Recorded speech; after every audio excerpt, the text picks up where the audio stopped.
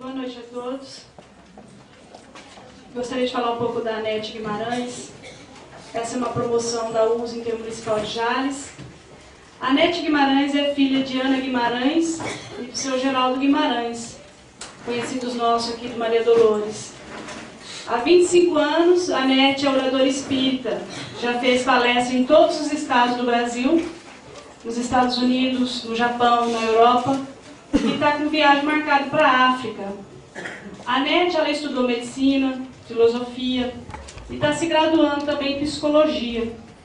Então é uma pessoa que guarda bastantes conhecimentos, bastante experiências e que essa noite vai nos brindar com a presença dela e conhecimento. Então vamos vibrar bastante para que a Anete possa transmitir aquilo que ela veio fazer e que Jesus sempre nos guarde nessa paz infinita. Que assim seja. Uma boa noite a todos. É um prazer muito grande estarmos aqui com vocês na noite de hoje. Na verdade, é uma grande alegria. Essa casa é muito grata ao nosso coração. Nós conhecemos o Davi desde muito jovem. Eu era criancinha ainda, né? E com isso nós forjamos alguns laços ao longo do nosso caminho. Então, é uma grande alegria estar aqui com ele na casa. Ele faz parte com todos vocês que participam. Então, nós vamos falar um pouquinho do que seria, do que nós somos. Nós somos espírito ou somos matéria? Uma pergunta, viu? Somos espírito ou somos matéria? Tem certeza? Quando eu faço isso, normalmente o pessoal fica meio preocupado. Nós somos espírito ou somos matéria? Quem nós somos? Tem certeza que nós somos espírito? Então, quem sente, o espírito ou a matéria? É o espírito? Certeza mesmo? Vocês garantem que é o espírito? Então, vou fazer uma pergunta muito simples. Quem sente raiva, o espírito ou o corpo? Quem sente raiva, o espírito ou o corpo? O espírito? Quem é? É o espírito? Vocês têm certeza que é o espírito? Então eu vou colocar uma situação bastante delicada para algumas famílias. Por exemplo, nós temos uma jovem senhora extremamente doce, extremamente suave, calma, delicada, uma pessoa que é uma flor, que uma vez por mês se transforma numa megera horrorosa, que inferniza o marido, que inferniza os filhos, que inferniza todo mundo. Qual é o problema dela? É uma obsessão que acontece uma vez por mês? Alguém já vivenciou essa situação? É uma obsessão que acontece uma vez por mês? Não? É um processo espiritual? É um transtorno do espírito? Como é o nome disso mesmo? E existe isso ou é ficção? Quem acredita na TPM, levanta o braço. Então existe? A TPM está no espírito ou está no corpo? Está no corpo. Vocês têm certeza? Tem certeza? A TPM está no espírito ou no corpo? No corpo? Então quem é essa pessoa? Essa pessoa é a pessoa calma ou ela é a pessoa nervosa? Não sei, quem sabe, pode ser, talvez. Isso é uma fala importante. Por quê? Porque é comum a gente dizer que nós somos espírito, mas não somos. Na codificação, inclusive, existem duas palavras para designar o espírito ou alma. São a mesma coisa? Sim ou não? Não. Espírito e alma são a mesma coisa? A alma é encarnada, né? O espírito é encarnado. E tem diferença? Encarnado tem. Tem ou não tem? Encarnado tem o corpo. A única diferença é qual? Qual a diferença entre o espírito e a alma? E a alma tem o corpo. E faz diferença? Faz. Faz. A gente já viu uma. Por exemplo, espírito não tem TPM. Já a alma tem. Mas não é só TPM que tem outras coisas também. De tal maneira são diferentes que têm nomes diferentes.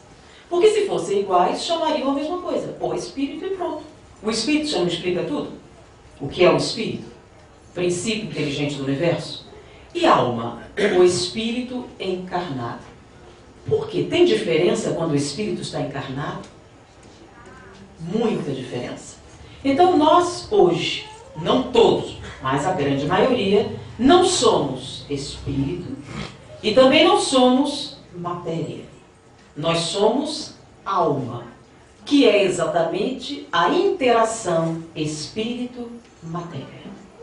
Essa interação espírito-matéria produz algumas alterações bastante significativas que devem ser levadas em consideração. E tem um motivo para que isso aconteça.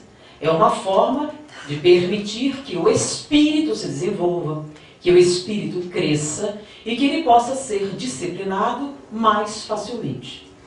Porque no mundo espiritual nós temos algumas dificuldades. E uma das maiores dificuldades que existem é o tempo. Como é o tempo no mundo espiritual? Porque é muito difícil explicar para algumas pessoas como se dá o processo obsessivo. Como é que alguns espíritos ficam 700 anos presos em alguma coisa? Porque às vezes é difícil para a gente lembrar o que aconteceu há 3 anos atrás, não é verdade? Então 3 anos se passaram e as coisas ficam tanto quanto esmaecidas. Como é que alguém pode guardar raiva há 700 anos? E a gente fala, mas é uma coisa meio difícil de conceber. 700 anos guardando a mesma coisa como se fosse ontem? Por que funciona dessa maneira? Porque o tempo no mundo espiritual é diferente do tempo aqui para nós. E que diferença exatamente ela faz? É uma coisa semelhante ao sonho. Vocês sabem o que é sonho? Vocês sabem quanto dura o sonho? Quanto tempo dura o sonho? O sonho dura exatamente 15 minutos. Então, um sono de mais ou menos 8 horas, o seu sonho dura 15 minutos. Bom, mas não pode ser 15 minutos, porque eu sonhei que nasci, cresci, me casei, tive 5 filhos, fiquei velha, tive netos e morri. O meu sonho durou mais ou menos 70 anos. 70 anos de sonho. Então ela sonhou tudo aquilo. Então se ela fosse contar, demorava várias horas contando. Não tem sonho assim? Demora horas para você contar? Mas ele durou exatamente 15 minutos. E o outro, sonhei que o bicho ia me pegar e eu acordei. Quanto tempo levou para contar? Poucos segundos. Mas esse sonho também durou 15 minutos. Mas pode uma coisa mais rápida ou mais longa durar ao mesmo tempo? Sim, porque na mente as coisas correm de maneira diferente. Então o tempo do pensamento acontece de maneira diferente do tempo real. Então no mundo espiritual, o tempo é o tempo da mente. Então as suas lembranças duram o tempo que você quiser. Inclusive existem pessoas que estão há 700 anos vivenciando a mesma experiência. Que estão presos a ela. E vivenciam isso o tempo todo. Então para essas pessoas, o que aconteceu, aconteceu ontem. Então ele me matou ontem. Ela me perseguiu ontem. Ela se tornou meu inimigo ontem. Não há 700 anos. Ontem. Então, quando eles contam o que aconteceu, contam como se tivesse acontecido ontem. E nesse momento, a reencarnação funciona como? Digamos que você sofreu uma grande decepção. Uma decepção terrível. E você vai ouvir o consolo de muitas pessoas. E uma daqueles vão dizer é: o tempo cura. Já ouviram falar? Cura ou não cura? Por que o tempo cura? As mágoas, os sofrimentos. O tempo cura onde? Aqui. Por que o tempo cura aqui e não cura lá? Porque aqui nós estamos presos nas reações biológicas. Então, por mais sofrimento que você tenha, você precisa comer, você precisa beber, Você precisa ir ao banheiro. E isso vai forçar você a o quê? Naqueles momentos, a se distanciar do sofrimento que você estava vivendo naquele momento. Nada como um dia depois do outro, não é verdade? Você todo dia vai ter que levantar, todo dia vai ter que cumprir suas funções biológicas e vai ter, querendo ou não querendo, que superar as suas limitações mentais. E isso faz com que o tempo vá passando e vá esmaecendo as vivências de sofrimento. Mas e no mundo espiritual? A gente tem essa saída? Lá não precisa comer, nem beber, nem o tempo, nem os dias significam absolutamente nada. Então existem processos suicidas que um dia dura uma eternidade. Eles estão há 30 anos vivendo o mesmo dia, o dia em que se suicidaram. Então imagine você dar um tiro na cabeça e viver isso hoje, amanhã, depois de amanhã. 30 anos presos no mesmo dia. Todo dia é o mesmo dia. Todo dia você começa da mesma maneira e termina da mesma maneira. E a sensação da morte acontece todo o tempo durante 30 anos. O que acontece depois desses 30 anos? Você se suicidou ontem. Mas você na Terra é a mesma coisa? Não. Porque o tempo obriga você, porque você está preso ao corpo. E o corpo físico está sujeito às leis biológicas. E as leis biológicas são inevitáveis. Então, para você, o tempo passa em 24 horas. 24 horas depois, passou-se um dia. 48 horas depois, passaram-se 2 dias. Então, você está 2 dias distante do acontecimento. Ele fica igual quando aconteceu? Não, 2 dias depois, a sensação é muito ruim, mas está bem menor do que no dia em que aconteceu. 30 anos depois, a sensação é igual? Não. 30 anos depois, você teve que comer quantas vezes? Você dormiu quantas vezes? Você vivenciou uma série de outras experiências quantas vezes? De tal maneira que você se distanciou do acontecimento. E com o distanciamento emocional, você pôde olhá-lo com olhos diferentes. Então, o tempo cura? Quando você é uma alma. Então, a reencarnação é um processo importante? Extremamente importante. Em alguns casos, é a única saída para processos obsessivos graves.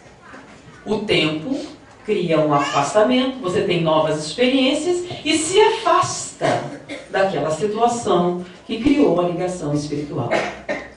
Então, alma é totalmente diferente de espírito.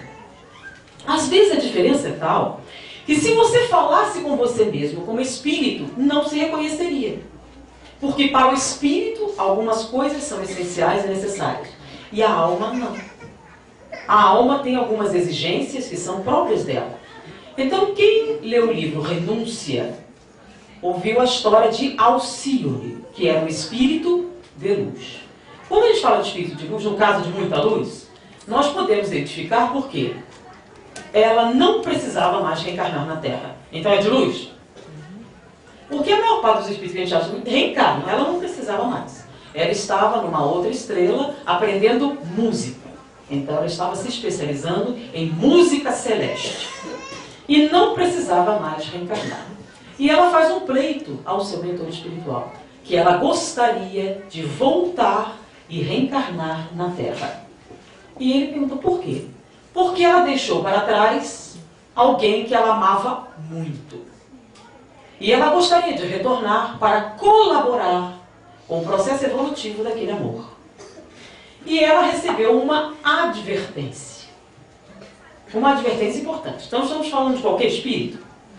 Não. Estamos falando de um espírito de luz. Um espírito que não está sujeito ao processo reencarnatório.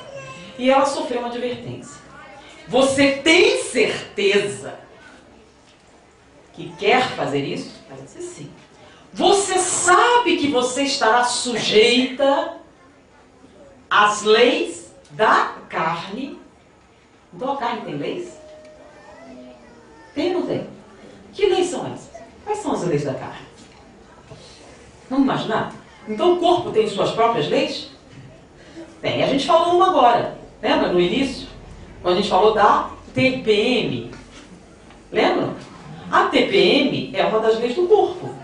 Porque ela não está no espírito, tá? O que é TPM? Alguém sabe o que é TPM? Tensão pré-menstrual. Mas o que é exatamente a TPM? Você sabe? Você sabe, inclusive, que a TPM é tão séria que nos Estados Unidos, se você assassinar seu marido sob a ação da TPM, você tem um desconto grande na sua pena. É um atenuante significativo. Vocês veem como é uma coisa séria. A TPM já foi demonstrada que ela é uma alteração significativa, física, que altera o comportamento das pessoas. Então, se você matar o marido sob a ação da TPM, você tem um atenuante significativo para o crime. Não sei como é no Brasil, mas nos Estados Unidos é assim. Não sei se no Brasil já está tão evoluído assim, né? Por quê? Porque a TPM altera o comportamento? Lembra? Quem acredita, levanta o braço. TPM altera o comportamento? Quem já testemunhou isso? Quem já testemunhou essa alteração? Os maridos em geral. Mudam, né? Se alteram bastante. Mas por que essa alteração acontece? Porque ela é um atenuante para determinados crimes. Porque a TPM é uma alteração hormonal. É uma alteração hormonal que provoca edema cerebral. O que é edema cerebral? Inchaço no cérebro. E com esse edema cerebral, ela pode gerar alterações bruscas de comportamento, e um deles é agressividade. Um aumento significativo da agressividade e da raiva. E isso pode alterar o comportamento de alguém. E isso é um fator físico, independe da vontade da pessoa. Assim também, nos Estados Unidos, estudando nas prisões, os crimes de paixão. O que é crime de paixão? Não é falando de crime de amor, não. É o crime que você comete sob forte emoção. Então, eles perceberam que um grande número de homens que foram condenados pelos chamados crimes de paixão, ou seja, o crime cometido sob forte emoção, tinham uma anomalia de natureza genética. E ao analisarem, viram que havia uma grande incidência de homens XYY entre aqueles que cometiam esse tipo de crime. Bom, essa anomalia genética normalmente não é percebida, porque ela não causa nenhum tipo de alteração de natureza biológica ou nenhum tipo de enfermidade. Elas causam apenas uma única alteração. Como eles têm 2 Ys, eles produzem o dobro de testosterona que o homem normal. Então são homens extremamente musculosos, muito grandes, muito peludos e muito violentos. Por quê? Porque a testosterona é um hormônio que provoca agressividade. E, inclusive, num estudo feito recentemente, muito novo, não foi nem publicado ainda, eles fizeram um estudo no Rio de Janeiro, os chamados Pit Boys. Já ouviram falar? São jovens que fazem jiu-jitsu, né? Que fazem luta, artes marciais, que são extremamente agressivos, que têm muitas brigas e muitas condenações por violência doméstica, por violência de todo tipo. E perceberam uma coisa em comum entre eles. A maior parte deles utilizava as chamadas bombas. O que são as bombas? São coquetéis de hormônios para aumentar a musculatura. O problema é que quando você toma hormônios para aumentar a musculatura, você não aumenta só a musculatura, aumenta também o quê? O nível de agressividade. Então a agressividade aumenta muito e o nível de concentração baixa bastante. Então eles são muito mais agressivos do que o normal. Então, no momento de frustração, para eles partirem para a agressão, necessitam de muito menos estímulos do que a pessoa normal. Ou seja, os hormônios afetam o nosso comportamento. E os hormônios vêm de onde? Do corpo físico. Então o corpo físico é capaz de alterar o nosso comportamento? Sim. De todo mundo? Sim, de forma geral. Mais ou menos. O que muda? Todos os espíritos sofrem esse tipo de interferência. Porém, a proporção em que acontece é diferente. Porém, qualquer nível evolutivo, eles estão sujeitos às leis da carne, da mesma maneira que Alcione. E por que ela estava sendo advertida naquele momento? Porque ela iria reencarnar ao lado de uma pessoa que ela amava. E na programação, eles não tinham o direito de estarem juntos. Eu tenho um motivo para falar nisso, olha só. Ela ia reencarnar ao lado de alguém que ela amava. Mas eles não tinham o direito de estar juntos. O que vocês acham dessa frase? Ela vai de encontro a uma coisa que eu tenho escutado muito entre os espíritos. Eu tenho o direito de ser feliz. Tem mesmo? Vocês têm o direito de ser feliz? Todo mundo tem? Tem ou não tem? Até tem. Mas não necessariamente como vocês acham que podem ser felizes. Não é verdade? Mas eu tenho ouvido muito as pessoas dizerem: eu tenho direito à felicidade. Eu tenho direito a acabar com o meu casamento de 20 anos para ficar com uma moça com a metade da minha idade. Não é o direito que eu tenho? De ser feliz? Não é isso que as pessoas perguntam? Ah, não tenho direito de acabar com o casamento para ser feliz? Fui infeliz 20 anos, agora vou ser feliz. E Alcione, que era um espírito de luz, ia reencarnar ao lado da pessoa que ela amava, que a amava também, e não tinha o direito de estar junto. Por quê? Alguém leu o livro? Quem leu o livro, levanta o braço. Levanta mais, dá uma ideia. Isso. Então, só esses aí leram o livro, né? Mas é um livro interessante. Porque ele fala justamente quais são os nossos direitos. Então, no caso, ele, na verdade, não tinha o direito de vivenciar este amor fisicamente. Por quê? Porque ele não merecia. Todos nós merecemos isso? Sim ou não? O que vocês acham? É uma questão de merecimento ou de direito? Tem diferença merecimento e direito? Tem. O que é que a gente merece exatamente? Se Deus fosse justo, a gente sofreria o que merecia, certo? E a gente sofre o que merece? Sim ou não? Não, por quê? Misericórdia. Porque Deus não é só justo, graças a Deus. Ele, além de justo, ele é misericordioso e bom. De maneira que a gente sempre sofre menos do que merecia. Então, se você acha que está doendo muito, está doendo muito menos do que você merecia. Porque Deus, além de justo, ele é misericordioso e bom. E a gente está sempre reclamando, né, do nosso merecimento. E os nossos direitos? O que é direito? Tem a ver com merecimento também? Na verdade, o merecimento tem a ver com o que você produz. Então a gente já notou que a gente merece sofrer muito mais do que sofre realmente. E direito? O que é o direito? Quando a gente fala em direito, lembra? A gente fala tem um significado, né? É diferente de merecimento. Merecimento é uma coisa mais informal, certo? E direito é o quê? Direito é aquilo que a gente obtém perante a lei. Não é verdade? Existem leis? Existem. Existem leis que todo mundo conhece? Sim ou não? Todo mundo conhece a lei? De qual lei eu estou falando? Existe uma lei que todo mundo conhece. Qual é? Tanto a gente conhece que o merecimento vem da lei.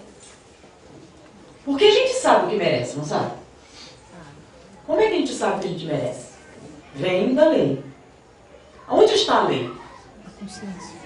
Onde estão escritas as leis de Deus? Que são as que realmente valem? Na consciência. Estão na consciência? Na minha? Na consciência de quem, então? Na consciência de todos. Então, todo mundo sabe qual é a lei? Tanto sabe que o sofrimento não é causado por Deus. O sofrimento não é causado pelos espíritos. Quem causa o sofrimento? Nós mesmos. E por que a gente faz isso?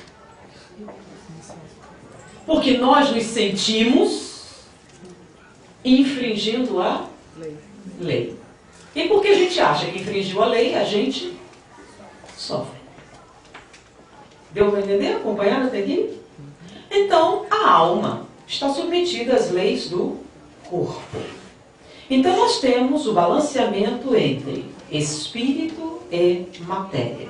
Então, somos nós que estamos aqui. É claro que a proporção dessa interferência varia de acordo com o nosso nível evolutivo. Ficou claro isso? Bom, qual é a contribuição do corpo nesse processo? O que o corpo tem que o espírito não tem? E que é o que interfere tanto no nosso comportamento. O que o corpo tem que o espírito não tem? O nome a gente já sabe. Sensações físicas. Onde estão as sensações físicas? Estão no corpo. Então o corpo tem sensações físicas. O espírito tem? Não. Então as sensações são a contribuição que o corpo dá. O que tem no espírito que não tem no corpo? O que está no espírito? Então no corpo nós temos as sensações. No espírito nós temos o quê? O que é aquilo que sobrevive à morte, que fica lá, que a gente leva conosco? Sentimentos. Nossos sentimentos. Então os sentimentos estão no espírito. As sensações estão no corpo. Quando a gente mistura os dois, o que a gente tem? Os sentimentos que vêm do espírito e as sensações que vêm do corpo. E a gente mistura os dois, o que a gente tem? As emoções. As emoções são a mistura dos sentimentos com as sensações. Então, por exemplo, paixão é o quê? Uma sensação ou um sentimento? É uma emoção. Então, a paixão é a mistura do quê? Das sensações físicas com os sentimentos. E dá origem à emoção, no caso, a paixão. Então, vamos ver. Qual é o componente físico da paixão? Qual é o componente físico da paixão? No corpo. No corpo. Sensação. Qual é a sensação física da componente da paixão? Desejo sexual. Não é isso? A paixão não tem um componente físico? O desejo sexual? Então, a paixão é só desejo sexual? Não. Não. Se fosse só desejo sexual, a gente chamava disso, né? É puramente físico. Não é isso que nós estamos falando. Estamos falando de paixão. A paixão é uma mistura. Então, o componente físico é o quê? O desejo sexual. Qual o componente espiritual? Qual o sentimento que, misturado com o desejo sexual, dá origem à paixão? Amor. Pode ser amor. Pode ser. Amor mais desejo sexual dá origem a uma paixão? Sim, pode ser. Mas é só esse? A gente pode misturar outra coisa também. Nós podemos misturar egoísmo com desejo sexual e termos uma paixão também, não é? É a mesma que quando a gente mistura amor com sensação sexual? Não. É diferente? É diferente. Nós podemos misturar também orgulho com desejo sexual, não podemos? E dá o quê? Paixão também. Nos três casos, aparentemente, vocês estão profundamente apaixonados. Mas o resultado é o mesmo? Então é muito comum algumas paixões acabarem mal. Por que elas acabam tão mal? Porque o sentimento e dá origem a esta paixão não é necessariamente amor. Às vezes é egoísmo, às vezes é orgulho, às vezes é até vaidade. Né? Então a vaidade com desejo sexual pode dar paixão? Sim, intensa, fogosa, mas que costuma acabar muito mal. Porque vaidade, orgulho e egoísmo parecem com amor? Tem características muito distintas. Enquanto o amor perdoa, enquanto o amor não retém, enquanto o amor doa, o egoísmo faz o quê? É meu, não divido e me sinto extremamente ofendido se eu não estiver sempre em primeiro lugar. Tem paixão? Muita paixão. Porém, é a mesma coisa que amor? Não. É bem diferente. Então, dessa mistura, surgem o quê? As nossas paixões. Altamente voláteis, altamente destrutivas. Mas, o que a gente tem que trabalhar realmente? O que é que sobra após a morte? Os sentimentos. Então, os sentimentos precisam ser trabalhados? Mas, às vezes, é difícil identificar qual sentimento está causando o nosso sofrimento. Então, como nós temos essa complicação, nós podemos analisar as sensações físicas? Por exemplo, raiva. O que é raiva? É um sentimento, uma emoção ou uma sensação? Onde está a raiva? Como é que a gente tem certeza se está no corpo ou no espírito? Como é que a gente sabe se está no corpo ou se está no espírito? Se está no espírito é sentimento, se está no corpo é sensação. Como é que você separa os dois? Vamos lá, você está com muita raiva, certo? Se for do espírito, ao tomar o Lexotan, a raiva continua, certo? Porque ela está no espírito. Tem orgulho que passa com remédio? Não? Então está onde? Agora, aquilo que a gente pode controlar fisicamente está onde? No corpo. Ok? Então o Lexotan ajuda com a raiva? Barbitúricozinho, deixa você calminha. Deixa. Então tira a raiva. Então onde é que está a raiva? No corpo. Mas, qual a causa da raiva? O que é que causa a raiva? Você saiu de casa no seu carro, de manhã cedo, estava bem calmo, bem tranquilo, e alguém te dá uma fechada. E você fica zangado. Né? A zanga tem sinais e sintomas específicos. Qual a causa? É claro que é uma reação orgânica, mas ela só acontece porque tem um espírito lá, certo? Se não tivesse espírito lá, o corpo tem raiva? Não, ele está em estado vegetativo, porque o corpo sem o espírito não é nada. Então entenda, a gente está falando de sensação no corpo físico, de sentimento no espírito, porém o corpo não é nada sem o espírito. Então todas as coisas que acontecem são originadas onde? No espírito. Então a sensação é a manifestação física dos nossos sentimentos. Então qual o sentimento que dá origem à raiva? Amor? Amor fica zangado? Não. Por que não? Por que o amor não fica zangado? Porque eu ouço muitas pessoas falando que é um crime de amor. Né? Então é um sofrimento de amor. Aí vamos perguntar, amor fica zangado? Por que não fica? Por que amor não fica zangado? É verdadeiro, né? Não, amor. Bom, você está dizendo que o amor é falso porque não é amor.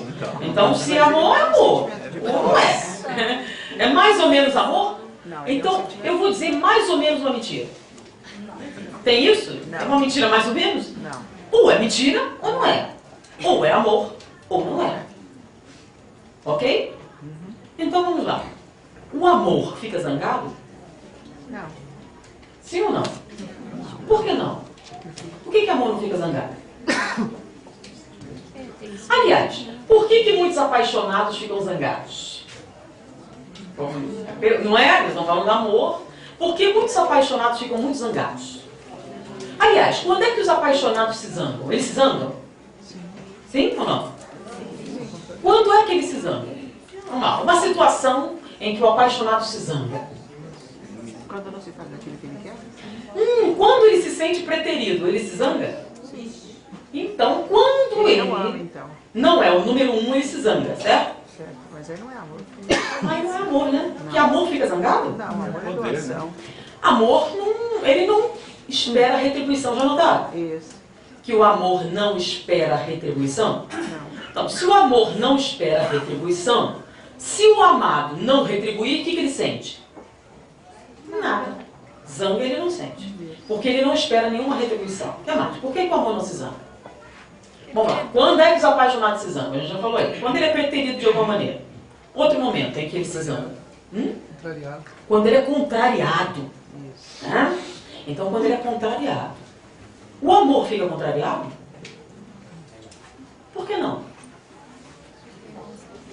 Por que amor não fica contrariado? Porque o amor não espera nada em troca. Então ele não fica contrariado. Quem é que fica contrariado mesmo? Quem é que fica contrariado quando não é tratado como gostaria? O orgulhoso, o orgulho. O orgulho, o que é orgulho mesmo? Eu sou melhor. Como eu sou melhor, eu devo ser tratado de uma maneira diferente, especial. Se eu for tratado igual a todo mundo, o que acontece? Eu fico extremamente contrariado. E a minha manifestação física é o quê? Raiva. Eu fico com raiva. Porque se eu não fosse orgulhoso, eu ficava zangado? Não, mas se eu sou, eu fico com muita raiva. Não é só isso. Vamos lá, os apaixonados sentem raiva também quando? É muito comum, né? Quando aparecem os filhos, a paixão dá uma esfriada danada, não? Por quê? O que atrapalha a paixão quando vem os filhos? Porque tem os apaixonados que tem que ser o quê? Exclusivos. Tem que ser o centro das atenções. Tem que ser exclusivo. Então, se não é exclusivo, ele fica muito zangado. E ele manifesta isso de diversas maneiras. Então, qual o sentimento que dá origem a essa zanga? Egoísmo.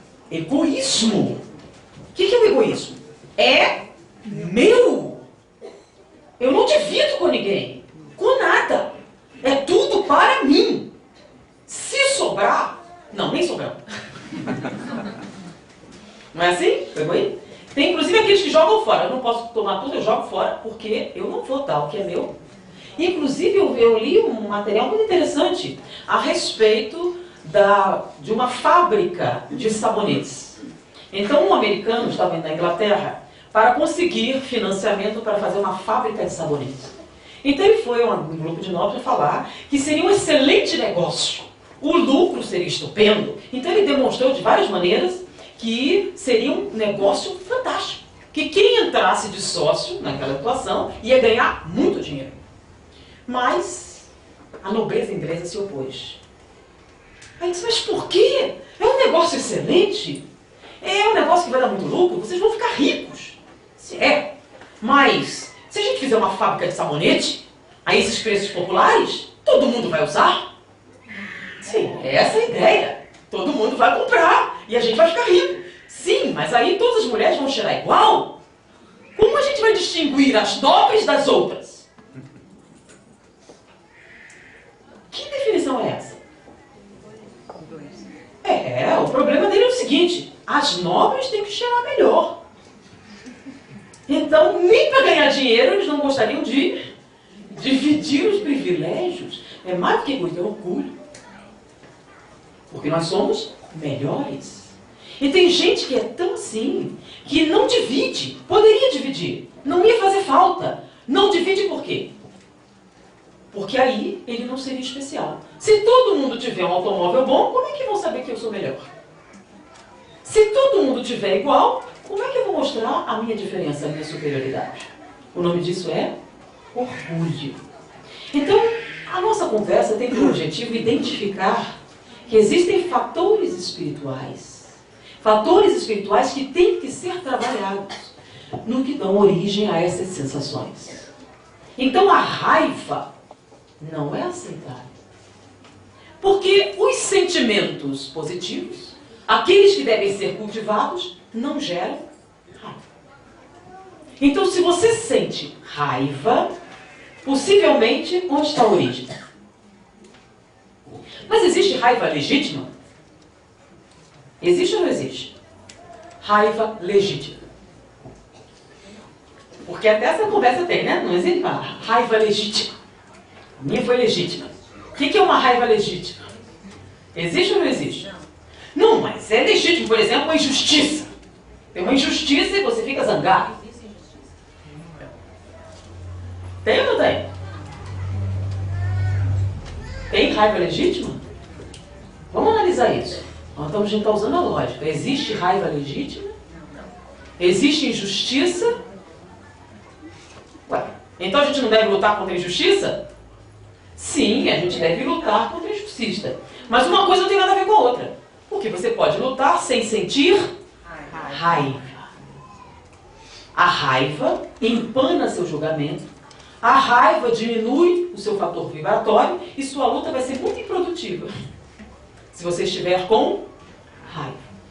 A gente deve lutar, a gente deve defender o mais fraco, a gente deve fazer o que é justo, mas sem odiar aquele que é o infrator. Então, por quê? Porque a justiça é legítima, mas a vingança não. A vingança não é legítima. O castigo deve ter como objetivo educar e não vingar-se. Mas normalmente é o que a gente quer, né? A gente quer aplacar a raiva. E a gente aplaca a raiva com o quê? Com violência. Só a violência aplaca a raiva. Então toda vez que a gente tem raiva, o nosso impulso físico é qual? Você sabe onde fica a raiva? Fica no arqueocórtex, né? É o cérebro primitivo. Então, quais são os sintomas da raiva? Quer ver? A gente comprime a mandíbula, protuz assim, e contrai os músculos, e tem, por impulso, morder. Então, só isso aplaca a raiva. Morder. Se você conseguir morder, a raiva fica bem menor. Então, só a violência aplaca a raiva. Então, a raiva não é legítima em nenhuma circunstância. Então, lutar contra a opressão, lutar contra a injustiça, lutar pelo justo é perfeitamente legítimo, mas sem raiva. Porque a raiva gera violência. Será que é verdade? A gente já tem alguma demonstração disso? Tem. Lembram de Gandhi? Gandhi lutou contra a injustiça? Lutou contra a opressão? E o que ele pregava todo o tempo? Não violência. Não violência.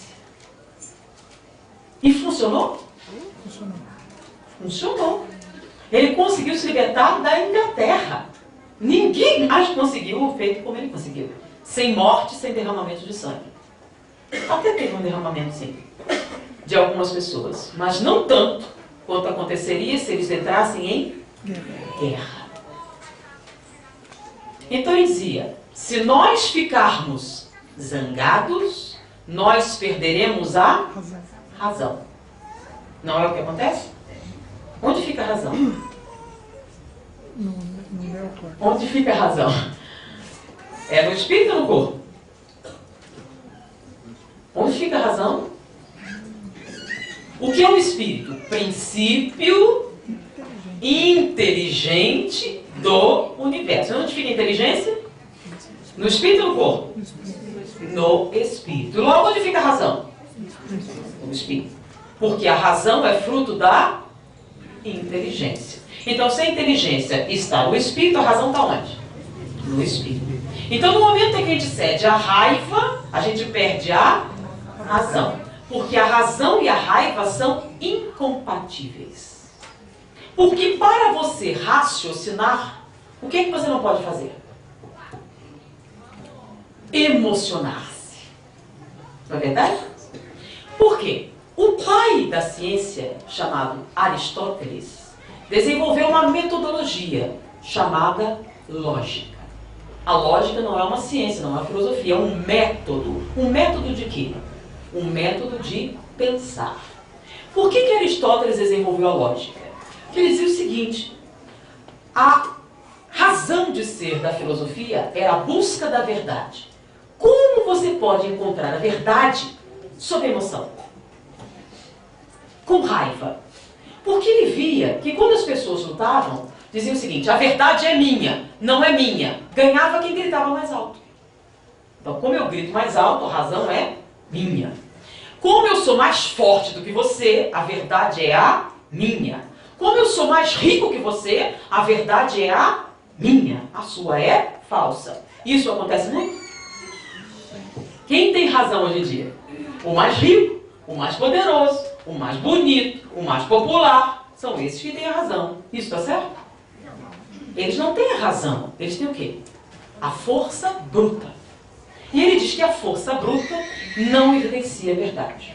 Então, para evitar que a força bruta ganhasse as discussões, chamada dialética, ele desenvolveu um método em que a emoção é banida. Não importa o que você sente, o que importa é a verdade.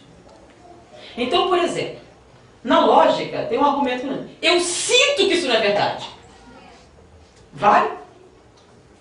Por quê? Porque a gente não sente um monte de bobagem? A emoção é uma boa conselheira? A sensação é uma boa conselheira? Eu sinto que não é verdade. É um argumento? Não.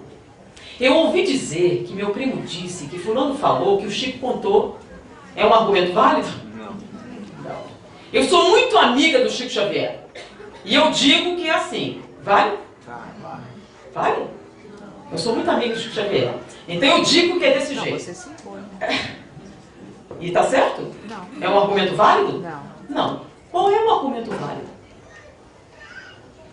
É aquele que se impõe pela razão, que está onde? No espírito. Então, a lógica, ela é totalmente imparcial. Não importa o que você sente, não importa se você é mais forte, não importa se você é mais rico, não importa se você é mais bonito, o que vale são os seus argumentos e que eles sejam racionais. Dessa maneira, é muito mais fácil você escolher e decidir pelo que deve fazer. Por quê? Porque a emoção está muito calcada onde? Nas sensações. Ficou claro como funciona? Então, sentimento, sensação, emoção. E para discernir, o que nós temos? Razão. Então, a razão é que vai permitir você discernir no meio desse caldeirão todo. E a gente usa a razão? Usa ou não usa? É um problema sério, não é? Então a emoção é problemática? Muito problemática, né? Então, por exemplo, nos Estados Unidos, comprovou-se, através de uma série de provas, testemunhos de experiências, a necessidade da utilização do cinto de segurança. Vocês concordam com isso? O cinto de segurança é importante? Quem concorda com isso, levanta o braço. Levanta bem, sim. Vocês concordam. Quem usa o cinto de segurança, levanta o braço. Então a gente sabe que é importante. A gente sabe que reduz o número de acidentes, mas o número de pessoas que levantou o braço para quem usa não foi o mesmo que levantou o braço para quem é importante. Já foi comprovado que o uso do cinto de segurança protege a vida. Nós temos estatísticas que comprovam isso. Nós temos um monte de experiências que comprovam isso. E mesmo falando para o povo tudo isso, mesmo dando multa, nem assim as pessoas passam a usar o cinto de segurança. Daí a necessidade da fiscalização.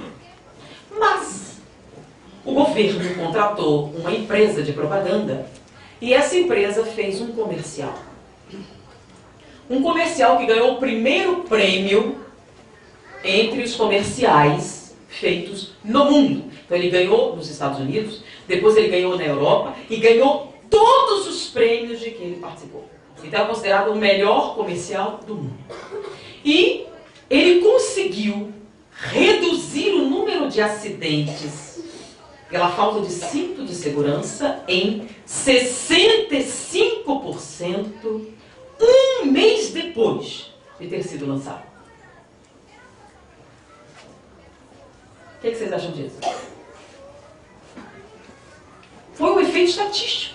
Foi brutal o efeito que esse comercial fez na sociedade.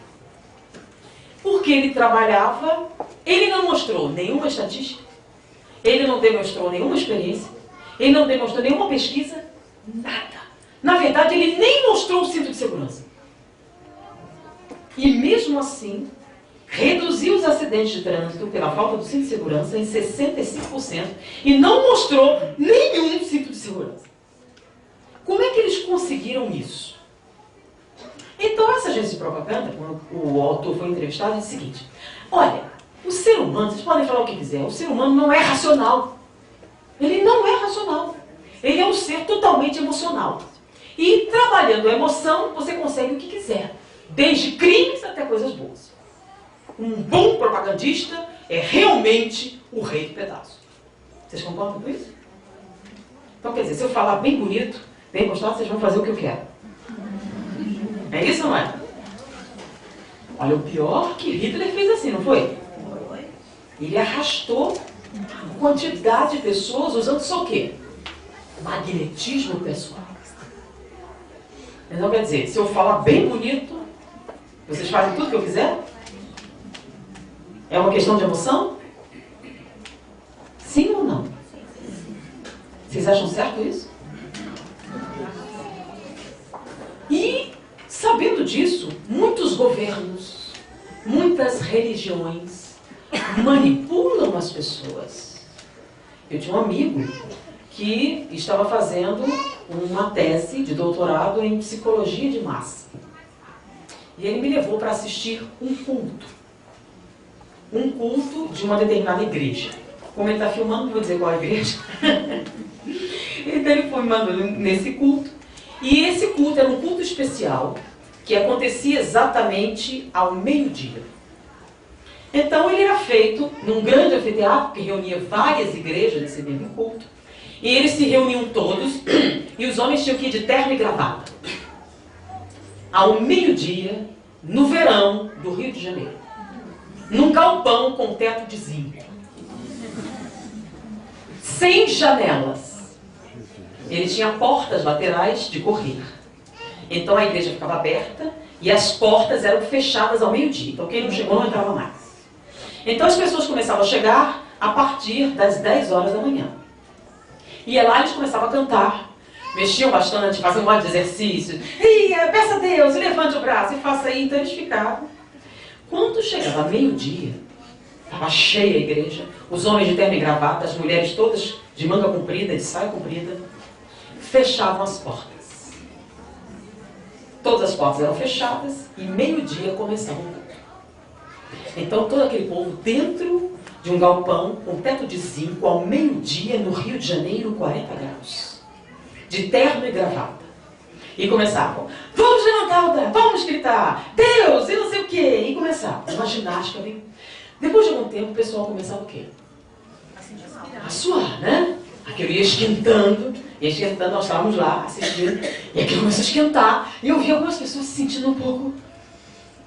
E aí, 1 hora depois, 1 hora da tarde, o pastor começava, estou começando a sentir a presença do Espírito Santo. O Espírito Santo está em mim. Eu sinto a sua presença. Vocês querem ficar curados? Gritem para o Espírito Santo que vocês querem ficar curados. Eu gritava. E aí ele começou a trabalhar isso. Foi ficando mais intenso. Estou sentindo a mão de Deus está sobre mim. Estou sentindo a mão de Deus sobre mim. Então ele começava a gritar. E as pessoas começavam a gritar. E eu vi algumas pessoas começar a passar mal. E começar a passar mal, algumas começando a passar mal, e eles sentiam, nesse instante estou sentindo a presença está aqui agora, e nesse instante eu vou curar, e é você! E abriam todas as portas e ligavam ventiladores. É a salvação. E nesse momento as pessoas começavam a cair no chão. E começava a ter uma série de respostas técnicas, e aquilo era num crescente.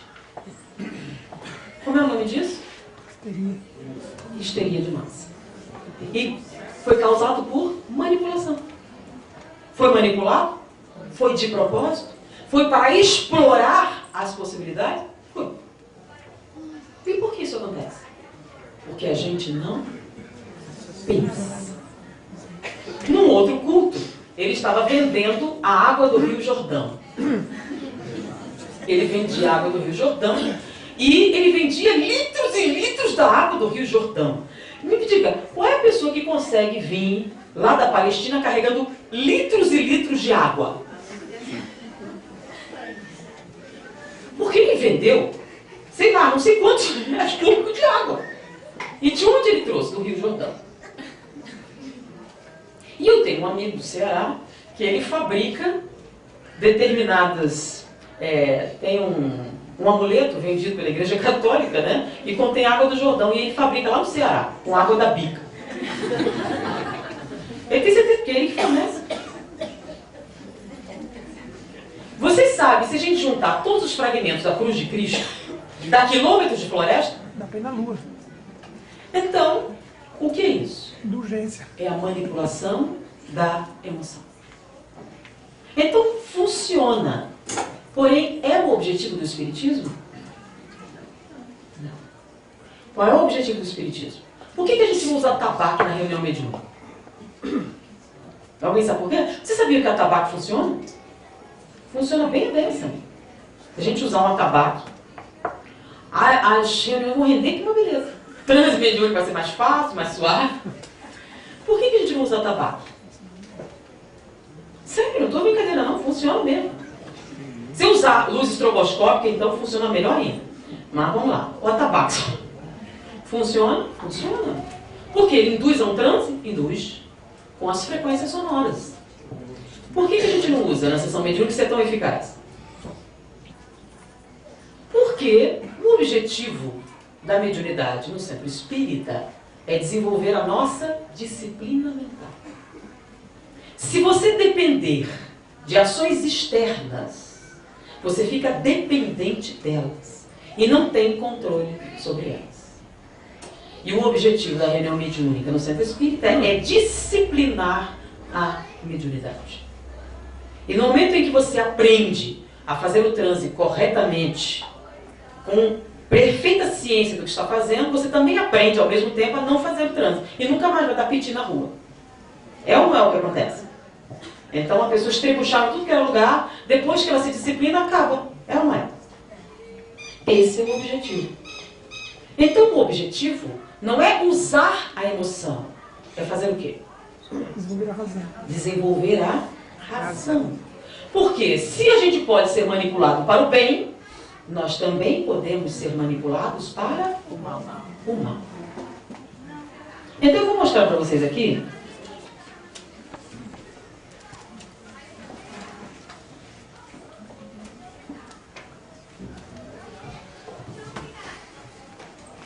então o som está funcionando, né?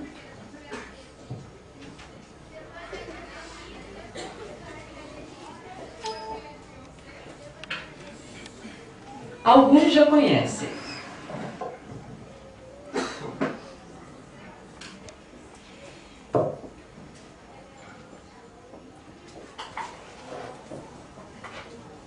Então, o som está saindo já? Já, depois eu aumento.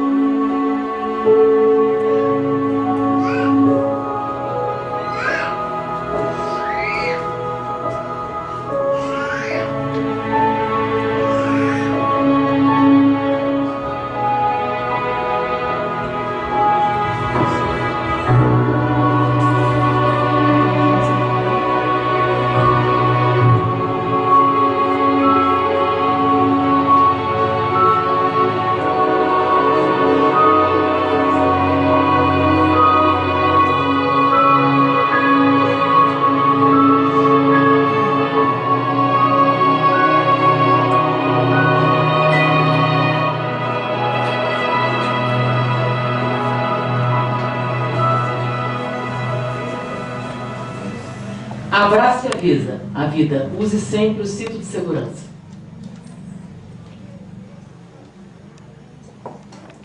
Esse comercial reduziu em 65% quando foi passado nos Estados Unidos durante um mês. Por quê? O que ele trabalha? O cinto nem apareceu. Ele está trabalhando o quê? Realmente, ele gera uma intensa emoção. Quando a gente vê, você assiste uma vez, assiste outra vez, e a emoção é sempre intensa. Então, o resultado desse trabalho foi muito significativo. Porque nós somos guiados pelas nossas emoções. Então, quando eu falo sobre emoção, eu também tinha um vídeo de propaganda nazista. Mas eu resolvi não passar mais. Porque eu achei que o efeito era muito negativo. Porque ele realmente conseguia deixar as pessoas com aquela ideia de superioridade de raça, mesmo quando você sabia do que estava sendo falado. Então foram produzidos vários comerciais nazistas, com artistas importantes da época, com a música própria, e gerava aquela intensidade. Então mostrava que tem mais injustiças, mostrava que você podia destruir aquelas coisas. Então depois que você assiste aquilo, você tem uma vontade de acabar com a injustiça, de acabar com a pobreza, mas acabar matando. Justo, belíssimo. Se você matar todos os bandidos, se você matar todos os miseráveis, a sua vida vai ser muito melhor. E funcionava. Funciona que é uma beleza. Tem um filme muito interessante que fala sobre as raízes do ódio. É um professor que está dando aula para os seus alunos sobre a Segunda Guerra Mundial. E ele começa a falar sobre Hitler, sobre o nazismo, e os jovens, mas os alemães fizeram aquilo, eles eram maus, eles eram estúpidos, e tal, ele tentando explicar que não foi bem assim. Aí ele, vamos fazer uma experiência. Então o filme narra a experiência que esse professor fez para mostrar para os alunos como foi a ascensão do nazismo. E o resultado está no filme. Então vale a pena assistir. Que ali mostra a propaganda, ele usou a mesma propaganda, as mesmas técnicas, e foi alterando o comportamento dos jovens. E ele dividiu antes, vocês serão os nazistas e vocês serão os perseguidos. Então todo mundo sabia que era um teste, que era uma experiência, mas entraram mesmo assim, e o resultado do filme foi bastante negativo. E o pior é que o filme é baseado em fatos reais. Realmente, houve um professor americano que fez a experiência e os resultados foram terríveis. Porque os jovens entraram de cabeça na propaganda e perderam totalmente a razão. Então, a gente pode manipular para o bem, mas a gente pode manipular também para o mal. Porque a gente permite. Porque a gente não permite que a nossa razão cresça. E como é que a razão se desenvolve? Se desenvolve com o questionamento. A gente sofreu séculos de condicionamento a não questionar. Porque quem questiona é perigoso. Quem questiona afeta o domínio. Quem questiona atrapalha a dominação. Então existe, Platão descrevia uma coisa chamada como o mito da caverna. Então o mito da caverna dizia o seguinte: havia uma caverna, e nessa caverna estavam presas várias pessoas acorrentadas, e a única coisa que elas podiam enxergar era a projeção de imagens no fundo da caverna. Então as coisas lá de fora, a luz entrava, projetava sombras. Então os que estavam presos só enxergavam a realidade através das sombras projetadas na parede. E toda a existência eles só viam aquilo. Um dia, um dos prisioneiros rompeu as correntes e fugiu. Saiu da caverna. Quando ele saiu da caverna, a primeira coisa que aconteceu, ele ficou ofuscado com a luz. E ele começou a olhar em torno e ver a realidade. Viu as cores, viu as coisas, ele estava livre. E ele resolveu voltar para a caverna para contar para os outros o que tinha lá fora. O problema é que quando ele voltou para contar, ninguém acreditou nele. E ele insistiu que havia um mundo inteiro lá fora, que havia luz, que o mundo não eram as sombras na parede. E ele incomodou tanto que os outros prisioneiros o mataram. Então, isso foi uma alegoria usada por Platão para ensinar alguma coisa. O que é a caverna? É o mundo em que vivemos. O que são as sombras na parede? São aquilo que nós acreditamos ser real. Quem é o prisioneiro que escapou? O filósofo. O que é a luz do sol? A luz da razão. O que são as cores e as formas? A realidade. E o que aconteceu na caverna? O que sempre acontece quando alguém quer salvar os outros de si mesmos. Não é assim que acontece? O que acontece com os filósofos verdadeiros? Normalmente morrem de mortes violentas. Como aconteceu com Jesus, como aconteceu com Gandhi, como acontece com todos aqueles que tentam libertar a humanidade dos seus grilhões. Que são o quê? Nossos preconceitos. Martin Luther King e uma série de outros que ousaram discordar do que todo mundo dizia ser realidade. Então, a ideia espírita, a tese espírita, que lembra, o espiritismo é uma filosofia. Filosofia significa amor ao saber. E saber significa conhecimento. E o que é conhecimento? Segundo Platão, conhecimento é uma crença verdadeira e justificada.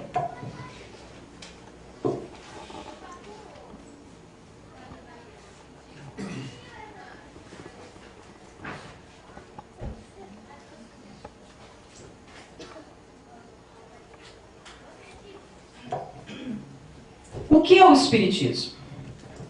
É uma filosofia de bases científicas e consequências ético-morais. O que vem a ser filosofia? Amor ao saber. O que é saber? Conhecimento. E o que é conhecimento? Primeiro, uma das finalidades da filosofia é desenvolver a capacidade de reflexão.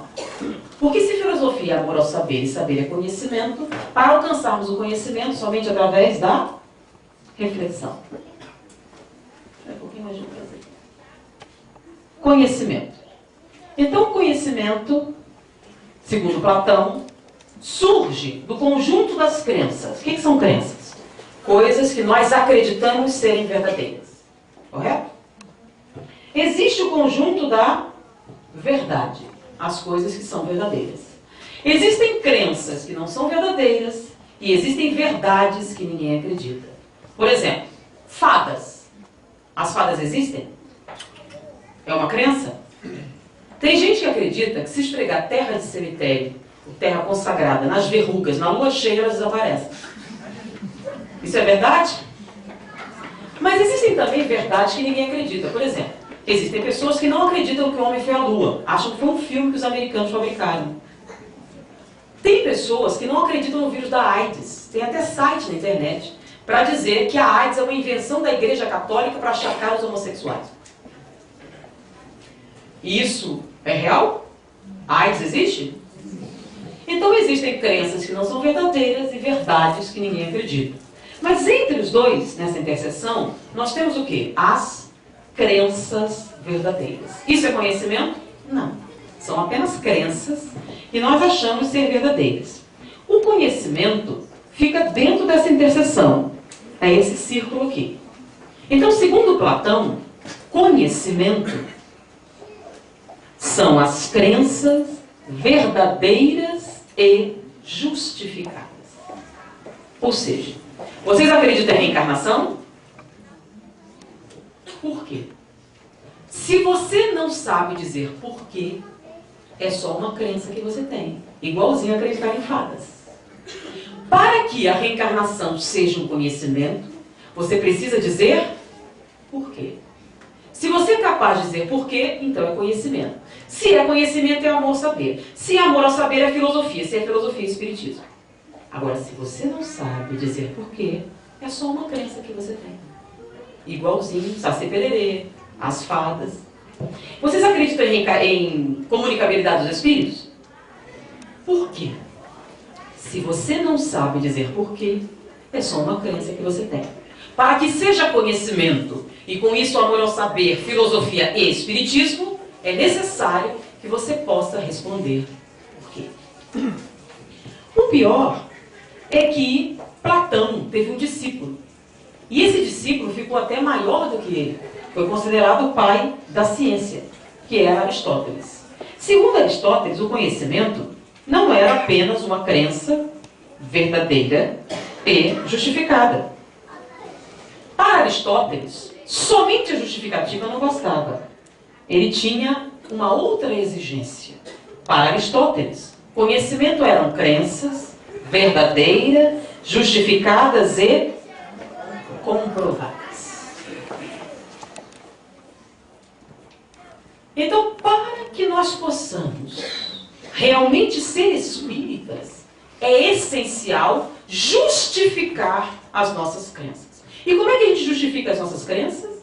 É claro que existe uma maneira correta e uma maneira incorreta. Isso existe porque Deus é Pai. É por isso? Então, por exemplo, laranjas são frutas, certo ou errado? Bananas são frutas, certo ou errado? Logo, bananas e laranjas são iguais? Não. Uma coisa não tem nada a ver com outra. Então, para você justificar, você precisa do quê? Da razão. Porque precisa ser argumento válido, precisa ser lógico, precisa ser coerente. Então, a justificativa tem que ser real. Senão é só uma crença que você tem. E isso não é espiritismo. E por que essa exigência é tão grande para ser espírita? Porque fé verdadeira é aquela capaz de enfrentar a razão face a face em todas as épocas da humanidade. Então, se a gente não desenvolver a razão, a nossa fé não é verdadeira. E se a nossa fé não é verdadeira, ela vai falhar na hora que nós mais precisarmos dela, que é a hora da gente decidir. Faço ou não faço um aborto? Arrumo ou não arrumo um amante? Acabo ou não acabo com o meu casamento? Eu tenho direito de ser feliz? Eu mereço ser feliz? É claro que a minha felicidade vai estar em cima da lágrima de um montão de gente, mas isso não importa, né? O que importa é que eu seja feliz, mesmo que todo mundo chore. Certo? É ou não é? Porque na hora que a gente analisa isso, não importa as outras pessoas, não é verdade? Não importa as outras famílias, não importa as crianças, não importa... Porque afinal, que são crianças, né? E a gente ainda coloca assim, é melhor para eles isso. É melhor não ter lar, por exemplo. É melhor. Por quê? Porque se eu não terminar meu casamento, eu vou derramar a minha infelicidade em cima de todo mundo. Eu vou me vingar de todos. E vocês vão ver que é muito pior. Não é isso? Não é assim? Não é esse o pensamento? Porque se eu ficar sem gostar, vocês vão ver só. Não é lógico? Sem eufemismos, falando sinceramente. Porque a gente fala muita coisa em sociedade, mas quando você vai para o consultório do psiquiatra, você costuma ser um pouco mais sincero. Justamente quando a culpa começa a corroer a sua pretensa felicidade. Porque você consegue tudo o que quer e não fica feliz. Mas peraí, eu já tenho tudo que eu quero. E por que eu não fico feliz? Por que eu não curto? Por que eu não consigo me realizar? Por que eu sinto esse vazio horroroso? Por que eu sinto essa opressão aqui? Por que essa coisa estranha me envolve? O nome disso é culpa. E a obsessão sempre anda junto com a culpa. Por que o obsessor tem ascendência sobre nós? Porque o obsessor não força você a fazer nada. O que o obsessor faz? Ele sugere, né? Vamos fazer isso? E você concorda e faz tudo o que ele quer. Por quê? Porque você acha que merece. Porque o que é culpa? Culpa significa exatamente eu mereço sofrer. E se a gente não estiver sofrendo, a gente inventa um sofrimento. Seja doença, seja transtorno de natureza psiquiátrica, seja transtorno emocional, e a gente cria as circunstâncias do sofrimento. Eu sinto muito, gente, não dá para ser feliz em cima da infelicidade das outras pessoas. por mais que você ache que merece. O problema é que se você achar que merece muito, você acaba merecendo mesmo. Lembra? Se você pedir o que você merece, o que acontece? A gente sofre o que merece? Não. Por que não? Porque Deus, além de justo, é misericordioso e bom. Então, se você clama muito a respeito do merecimento, vai que Deus te ouve. Já pensou o problema se ele te ouvir? Ah, você quer o que merece? É isso que você quer? Então toma, cidadão! E aí? Como a gente fica depois? Não era bem isso que eu queria. Eu acho que o que eu tinha antes era... Mas aí, já aconteceu. Então,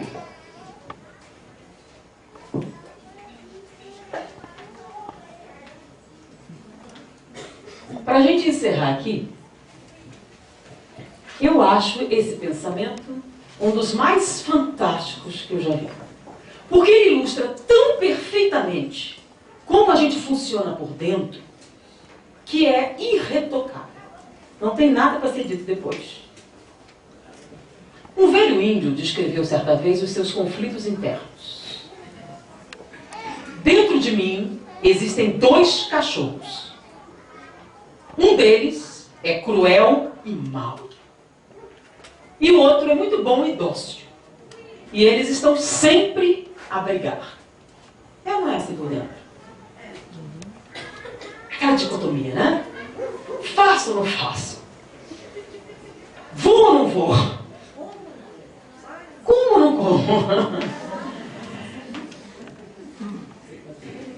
Quando lhe perguntaram qual dos cachorros ganharia a briga, o sábio índio parou, refletiu e respondeu: